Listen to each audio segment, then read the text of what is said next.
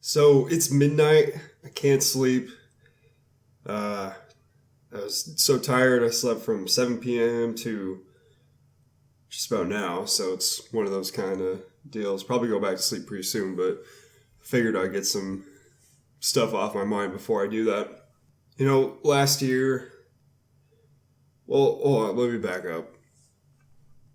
I have a drinking problem right now, and it started recently. Like, this stint started when I just had a glass of Hennessy to myself in early December of 2015, just this last year. And the next night I had another, and it became a routine. And then I moved into this place first week of January. First thing I did was get a fifth of tequila.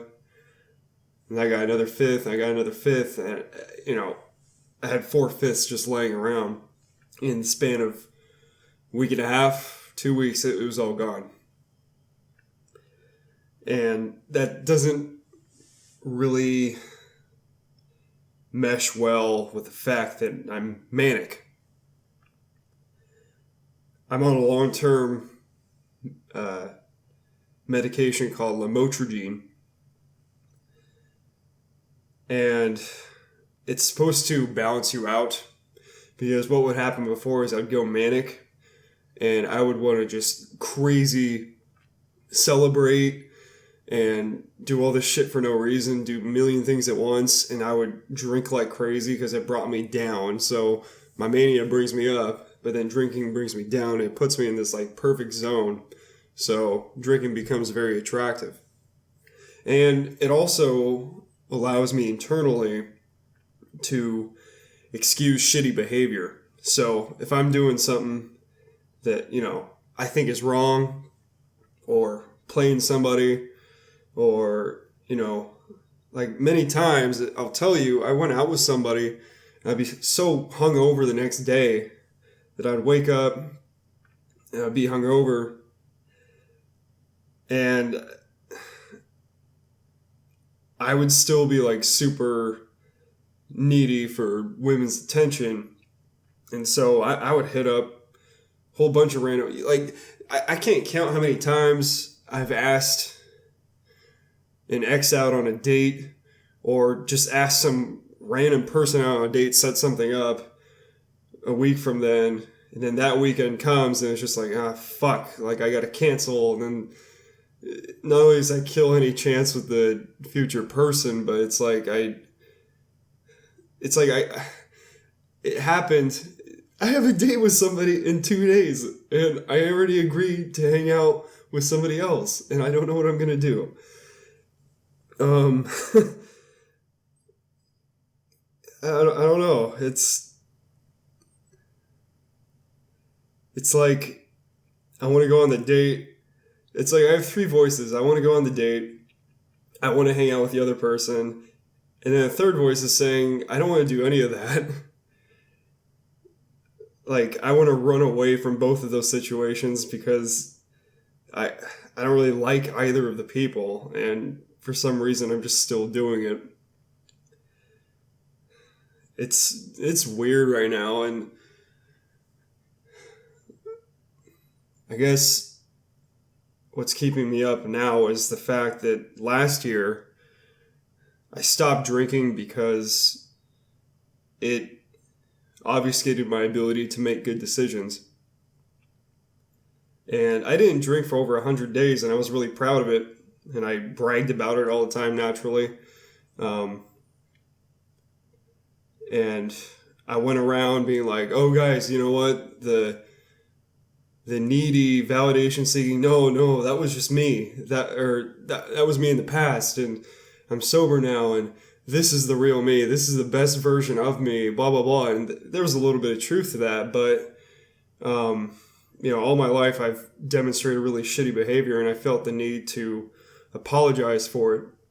And I couldn't keep friends around because I was so goddamn erratic. Like, if I wasn't bragging about something, I would be just letting off depression or making them deal with my problems more or less. And I had very few close friends because of that. And I always wanted to be a part of this big group that parties and stuff. And I couldn't do it. And I felt so sad and so lonely. But anyway, that's why I stopped drinking, is to figure out what the fuck is going on. Why can't I make friends? Why am I caught between all these women? Why am I doing this? Why am I doing that? And I didn't know how to define me. I was having a super identity crisis, and it was so bad. I'll tell you the night last year that stopped causing me to drink. I saw my therapist on a Friday. It was April 24th. And I was seeing her because everything had gotten so fucked at the time that I needed help. It wasn't that I internally woke up. It was externally. Everything was going so horrifically. School, women, me emotionally. I was having an identity crisis, and I didn't know what the fuck I was doing. So I sought some help. And in one day, we kind of find out that I had spent all these years establishing myself as a person who played to the expectations of those around him constantly. As in, I try to earn everybody's validation, and in doing so, I never developed to the extent that I want an own individual strong personality. So I quit drinking. No. God, I'm sorry. My brain's all over the place. So that therapy session in one day brought so much illumination and so much insight. I went out later, and my friend and I, we were at bars, and I didn't want to be there. Because I was just like, well, you know what? I'm just going to get drunk and then use this to excuse shitty behavior. And it just didn't feel the same to try to show up and, like, grab a girl and just go home with her or something. Like, I didn't want to do that. So I just tried to remedy the situation by getting drunk as possible and just keeping to myself. And by the end of the night, all of this happened. I probably got banned from a bar. I thought I lost my card, and I was between like 3 bars trying to get it back, but it was at the one. It was at the bar that I was at then, but I was so blacked out that I traveled all these different bars trying to search for my card, but it was there all along. So there was that. That's probably the most innocuous of what happened. I got banned from the bar because I thought I was too drunk, and I was. So I stood outside for 30 minutes being like, you know what? I left my jacket in there. Just let me get my jacket and I'll be on my way and blah, blah, blah. And I did that for about 20 minutes or so. And while I was waiting in line, we were talking to these people that I've seen at a department store, old friends, and I was just blacked out and making an ass out of myself the whole time. And I was just like, oh, look at me, I'm so drunk. Because I got to the point where I was so drunk that I didn't care. So I get home. I Ubered home because at least I had that sense of maturity to do that, not fucking drive. But given years before, that wouldn't be out of possibility. So I Uber home, and I hit up this girl who I had previously severed connection with, and I get her an Uber, and she heads over. At the same time, I'm on Facebook trying to hang out with another girl, and I'm blacked out, almost. I was kind of coherent, but not really. So the girl who I ordered the Uber for, she gets here, and that Facebook window is still open, and I just didn't care. And she sat down and read it and literally was just like, what the fuck is this? And then just went, and she was a little drunk too. And she began typing on my computer to the girl. And she was just being really crass and being like, you want to fuck, blah, blah, blah. And I was just like, something I was thinking, I was like, fuck, you're ruining my chances. But at the same time, like, I put you in this situation. So, like, we were having sex and she ended up, like, slapping me hella hard right in the middle of it. And she looked like she wanted to kill me. Like, I've never seen anybody look at me like that. And it was bad. And the truth kind of all came spilling out. And I was super drunk and I told her about the therapy session. And I was just like, this is what's happening. Like, I had to tell the truth to somebody. Like,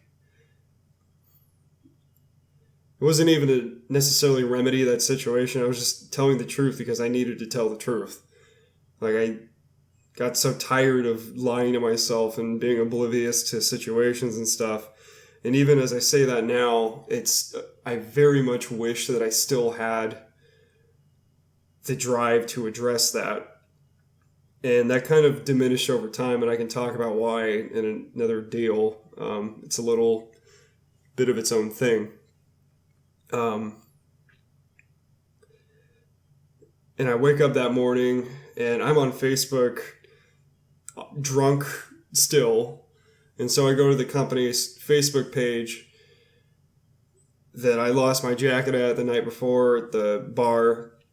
And I'm just like, you know what? I'm going to boycott you guys. I'm going to do this and that until I get my jacket back. Or the $110, like, it was a $110 jacket. It was a fairly nice jacket. It was North Face. I really liked it. Wish I still had it.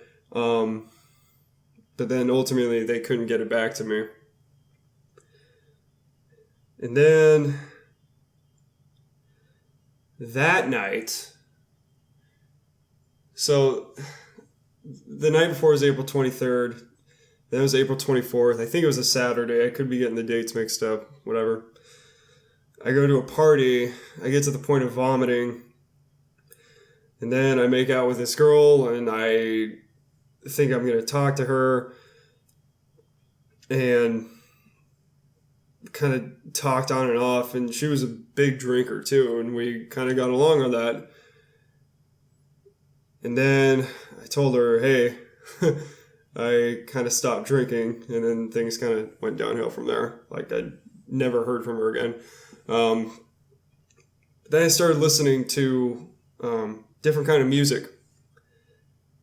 And I did this because music was one of the only genuine things I could do. Like, I went on iTunes and I just looked at the most random shit that I could. And I tried to listen to myself and say, what kind of music do I like? What do I like? Who am I as a person? It acted as sort of a mirror for me. And now I'm up late and I was listening to music that recently came out and I said, hey, you know what? The songs that I listened to during that time, I need to be reminded of that. I need to get that drive back. And I'm really disappointed because with iTunes, I forgot what happened, but I made this entire playlist, like, painstakingly. I made sure the transitions were good and on point, and it made me really, really happy. I was just like, wow, this new music. And then I went on Memorial Day vacation that year, a month later from April 24th, and I didn't drink for the first time in ever going on a Memorial Day vacation. I just kept to myself on the trip and enjoyed the warm weather. It's an annual trip to Memorial Day I do with my friends, and it was beautiful. It was a beautiful experience. It's one of my most treasured experiences, and while I was there at the time, I said to myself, this is a beautiful experience. It was warm weather. I'm in Washington. It's Eastern Washington. Grand Coulee Dam. It's just beautiful. And I was listening to that music the whole time. And so I'm trying to get back to that. I'm trying to get back to that level of honesty and that level of being able to function and enjoy life. So I dedicated the whole summer to that, but my problem was I took it way past the point of diminishing returns. I got one of the best internships of my life. It couldn't have been more supportive. It's almost 100% rehire rate. And I still got a quote unquote offer back, but it's more of just a formality. They pretty much give it to everybody. I basically stopped showing up for work about 3 weeks into it. And I said I was working from home. And nobody really cared that much. People checked in every once in a while, but I don't think anybody really cared. My boss or anything. And it felt so shameful to be like, okay, so let's talk about returning back. Because it was 12 weeks long, and it started June 12th, ended September 8th. And I stopped going to work because I was into this whole, I'm in this self-development rediscovery stint where I am just so engrossed in this finding out who I am process. And in the time I was listening to music and I was making these YouTube video journals that I was sharing with people, and it was just, it's like, to a certain extent, introspection and that kind of deal was helpful. But then I started using it to hide from the world. As in, I was so shaken and unsure of myself and such a coward and so unwilling to put forth effort in other parts of my life that needed the effort that I stayed at home and excused it as needing to work on myself. And here's my dilemma now. Well, no, it's not a dilemma. I feel very confident at this point that I can go forward and not show up for life. I've been kicking ass so far at this job, and if I keep it up, it's going to be something I'm remembered for at the firm and in that location. So this time, which I hope to achieve, this time, which I hope to quit drinking, this time, it seems so daunting, but I have to reach back and get that best part of me that was able to do that and able to honestly address my mental issues, my social issues, issues with women. Those are social issues. I have to be brave enough to do that, and it's tough. I can't even picture myself doing it as I say it, and it's even difficult to understand the necessity of it. But the way I see it, drinking, it makes me think that shitty behavior is okay. And my problem back then is I wasn't aware of that, but now I am aware of it, and I still do it anyway, because I'd rather just have that attention and dip into the worst parts of, the worst version of me. This is all me.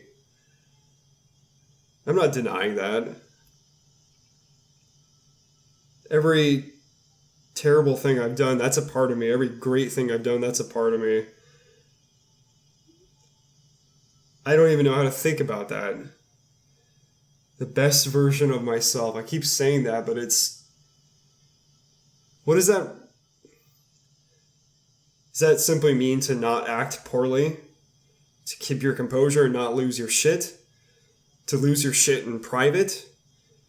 When is it appropriate to get the bad shit out of your system, or through means of self-development, and I eventually not going to want that anymore? I've tried so hard to stop rewarding that type of behavior, like negative thoughts and messing around with a lot of women, and the wheels fell off, and I guess it's an improvement, like, maybe a little. I don't know. Maybe it's an improvement that I don't appreciate. Maybe I have elevated my situation since almost a year ago. Maybe things aren't as dysfunctional as they seem. Like, even during that self-development phase, when I started April 2015 or whatever, I almost failed out of that quarter. And the excuse I used at the time was, I want to fail to see if I can handle failure. Because I feel like before that, I got good grades just to please my professors rather than because I actually saw value in the work. And I was kind of rewiring my brain to, instead of learning things for the sake of looking impressive, to actually learn things. And my excuse was doing that and doing the self-development thing was too much. And it may have been, but it's just with the internship this last summer, with almost failing that quarter, it's like I stopped showing up for life. And then when I show up for life in the fall and I get pretty decent grades, I start drinking again. And I get a badass internship. I fly to Chicago. I train for a week. I get an amazing opportunity with incredible people. Like this job I'm at right now, it's like a club. And if you're in, you're in. It's that's what it feels like. I feel valued. I feel like I can get support. I like going to work. It's great. And I think it's helping me understand what I really value in a workplace. And I may not stay there forever, but it's really good. It's really good. So I'm showing up for life. And I need to bring it back now.